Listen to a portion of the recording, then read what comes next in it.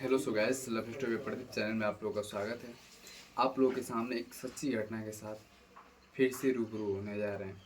हम बताना चाहते हैं कि जो हम घटनाएं बता रहे हैं, इस घटना का तात्पर्य हमारे समाज को सुधारना है, यानी समाज को देखते हुए जो ये कांड हुआ है, इस कांड का बताने का तात्पर्य ये है कि आप लोग जागरूक होइए।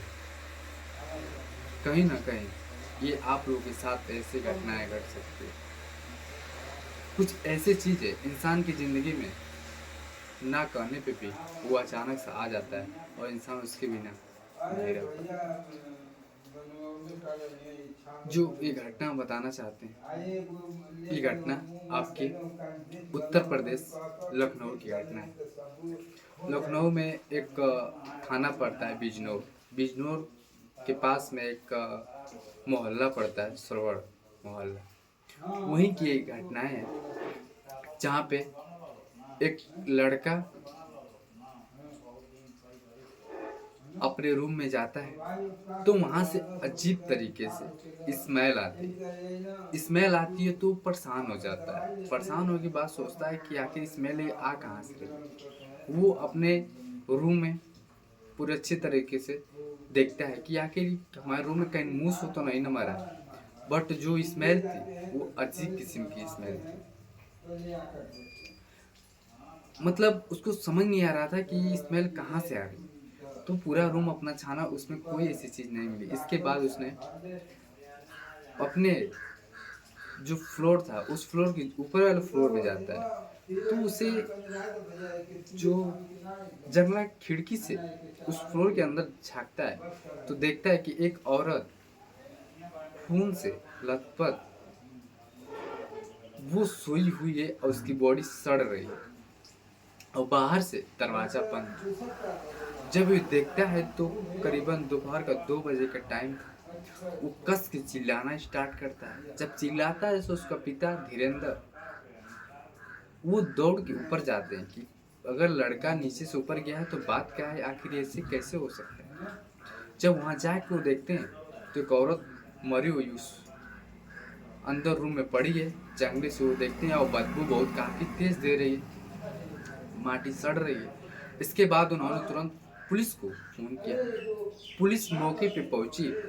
पहुंचने के बाद पुलिस ने उस मिट्टी का मुआयना किया। जैसे उस बॉडी को बाहर निकाले तब तक फिर स्मेल उसके अगले वाले रूम से बहुत ज्यादा आ रही थी। तो जब उस रूम को खोला गया तो उस रूम में बोरे में लिपटे हुए 2 डेड बॉडी उसमें भी मिली, यानी 3 लोग एक ही घर में मारे जाते। इसके बाद वहाँ के मोहल्ला, वहाँ के लोग हड़बड़ी मच गई। आखिर इतना बड़ा हादसा कैसे हुआ। जो धीरेन्द्र नाम की जो व्यक्ति थे उनका फ्लैट था, वो अपना फ्लैट रूम रेंट पे दिए थे, जो कि कुछ दिन पहले 4 लोग, यानी एक व्यक्ति था उसका नाम था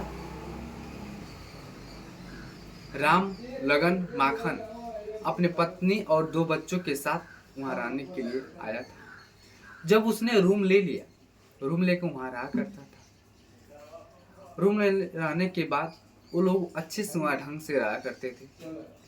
इसके बाद पुलिस उस माखन जी थे उनका नंबर उस मालिक से लिया। उस नंबर को, उस व्यक्ति को ट्रेस किया कि आखिर ये व्यक्ति है कहाँ पे। जब व्यक्ति को उसके नंबर से ट्रैक किया जाता है तो वो व्यक्ति उन्नाव के इलाके में, एक मऊ इलाका पड़ता है, वहीं पे एक फ्लैट में काम करता है। इसके बाद पुलिस जब लोकेशन उसका ट्रेस कर लेती है, कुछ घंटों के अंदर या कुछ समय के अंदर जहां पे वो काम करता है वहां जाके उस मकान को चारों तरफ से घेर लेते हैं। जैसे इसके बाद पुलिस अंदर उससे प्रवेश करती है और उससे पूछती है कि तुम्हारा इराज माखन नाम राम है माखन। वो बोलता है जी सर, बात क्या है बताइए। उसे पुलिस तुरंत अरेस्ट करती है। अरेस्ट करके फौरन थाना लेके आती है। थाना लाने के बाद उससे पूछा जाता है तुम्हारी पत्नी कहाँ है। वो बोलता है सर मेरी पत्नी घर पे है और मेरे बच्चे भी घर पे हैं, बात क्या है बताइए। पुलिस कहती है सही से ही बताओ, तुम किस दिन का अपने घर गए थे।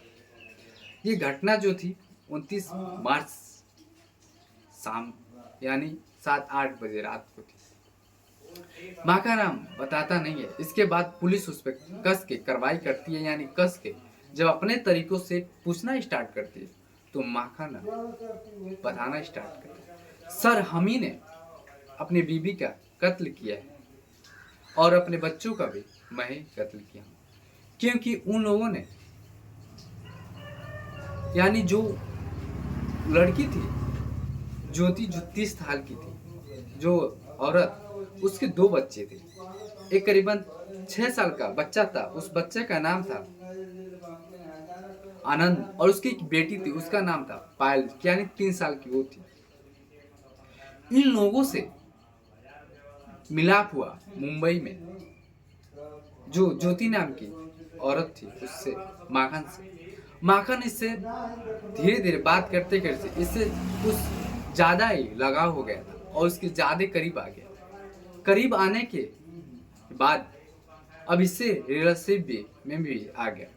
इसके बाद धीरे धीरे इसका सिलसिला वहाँ तक बढ़ गया, उससे माखन शादी कर लिया। शादी करने के बाद अपने तरीकों से जीवन यापन करना स्टार्ट कर और मुंबई से लखनऊ आके उन्नाव इलाके में रहना स्टार्ट किया। एक दिन होता क्या है, शाम का टाइम था, माखन काम पर से आता है अपने घर आने के बाद कुछ ऐसे अपनी पत्नी से बात करते हैं। तब तक उसकी पत्नी से और माखन से कुछ अनबन होता है, यानी झगड़ा होता है। झगड़ा होने के बाद उसकी पत्नी कुछ हद तक जा जाती है जो वो सोचा नहीं था, हाथापाई तक के नौबत पहुंच जाती है। पहुंचने के बाद उसने उसको एक थप्पड़ मार दिया, उसकी पत्नी ज्योति। इसके बाद माखन को बहुत तेजी से गुस्सा आया। गुस्सा आने के बाद वो उसके गर्दन में उसका दुपट्टा लपेटा और लपेट के कस दिया, कस के खींचा। जब तक टाइट करके खींचा तब तक उसका प्राण निकल ना जाए, तब तक वो उसके चिल्लाने का मौका भी नहीं मिला। और कुछ समय के अंदर यानी कुछ पल के अंदर उसने अपने आप को खो दी, यानी वो खत्म हो गई। इसके बाद उसके 2 बच्चे बचते हैं। वो 2 बच्चे आनंद एक पायल, उन लोगों को भी सेम प्रोसेस उनके साथ भी ऐसा ही करता है। दोनों को दुपट्टे में बांध के कस देता है। दोनों वहीं पे लोग बच्चे दम तोड़ देते हैं।